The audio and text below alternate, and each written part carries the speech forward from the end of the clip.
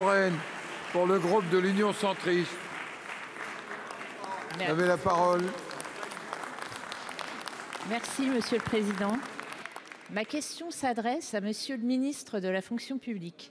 En cette semaine, on vient d'en parler, où se tient le congrès annuel de l'Association des maires de France, il faut malheureusement constater que les sujets d'inquiétude sur le bon fonctionnement de nos communes et sur leur situation financière sont bien réels. C'est pourquoi je tiens à revenir sur l'un des engagements pris par votre gouvernement lors de la réforme des retraites. En effet, dans le cadre de cette réforme, il a été programmé, à partir de 2024, la hausse d'un point de cotisation des employeurs publics à la Caisse nationale de retraite des agents des collectivités locales, dites CNRACL.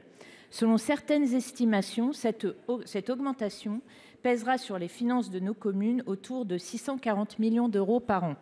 En contrepartie, vous vous étiez engagé à compenser intégralement cette hausse et cet engagement s'est traduit par l'approbation à l'article 9 dans la loi de finances rectificative de la sécurité sociale en 2023, introduisant un principe de compensation intégrale de celle-ci dans les conditions à définir par la loi. Or, à ce jour, aucune mesure technique n'a été prise pour le rendre applicable. Plus alarmant encore, rien n'est mentionné dans le projet de loi de finances 2024 pour les employeurs publics, à la différence du secteur privé. Cette hausse étant compensée pour ces derniers par une baisse à due concurrence des cotisations accidents du travail et maladies professionnelles. Or, Monsieur le ministre, cette précision apportée pour le secteur privé signifie-t-elle que les engagements pris pour les employeurs publics est reporté à plus tard ? Et si tel n'est pas le cas, je vous demande de nous indiquer si des modalités de mise en œuvre de cette promesse sont bien prévues pour 2024. Pour vous répondre, la parole est au ministre de la Transformation et de la Fonction publique, Monsieur Guerini. Merci, Monsieur le Président, Mesdames et Messieurs les sénateurs, Madame la sénatrice Isabelle Florennes. Alors, vous m'interrogez sur les conditions de financement et la contribution des employeurs territoriaux hospitaliers à la caisse de retraite des agents, des fonctionnaires territoriaux et hospitaliers. D'abord, pour vous répondre, il faut porter un regard lucide sur la situation financière de cette caisse de retraite.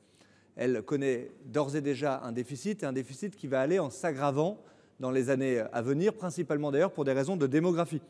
Il y avait pour la fonction publique hospitalière et territoriale 4 fonctionnaires actifs pour un fonctionnaire retraité dans les années 90. C'est 1,55 aujourd'hui. Ça sera à peine plus de 1 à l'horizon 2030. Et c'est pour ça qu'il y a un déficit de 1,2 milliard d'euros au moment où nous nous parlons et que les perspectives financières, c'est 8 milliards d'euros de déficit à horizon 2030. Et donc c'est dans ce cadre-là que le gouvernement a annoncé la hausse d'1 point du taux de cotisation des employeurs publics à cette caisse de retraite. Mais à cette annonce, le gouvernement a ajouter un engagement, et il a été pris par Madame la Première ministre dans cette assemblée, de compensation intégrale de cette hausse de cotisation. Je réitère devant vous cet engagement aujourd'hui. Alors il nous reste à fixer les modalités techniques. Nous en avons discuté avec les employeurs territoriaux, a été évoqué un transfert de taux pour réaliser cela. C'est une question que le gouvernement prend très au sérieux, puisque le gouvernement a missionné 3 inspections, l'IGF, l'IGA et l'IGAS, pour une mission d'inspection qui doit rendre sur cette question ses conclusions d'ici la fin du mois de novembre, pour que nous puissions intégrer dans les textes financiers la modalité de compensation de cette hausse de taux et que cette modalité de compensation intervienne concomitamment à cette hausse de taux. J'ajoute que cette mission a pour objectif de poser un diagnostic à la demande des employeurs territoriaux et hospitaliers et des pistes d'équilibrage de cette caisse de retraite à moyen à long terme. Vous le voyez, Madame la sénatrice, nous avançons en responsabilité, mais nous avançons aussi en transparence avec l'ensemble des élus locaux et des employeurs hospitaliers. Madame Florennes.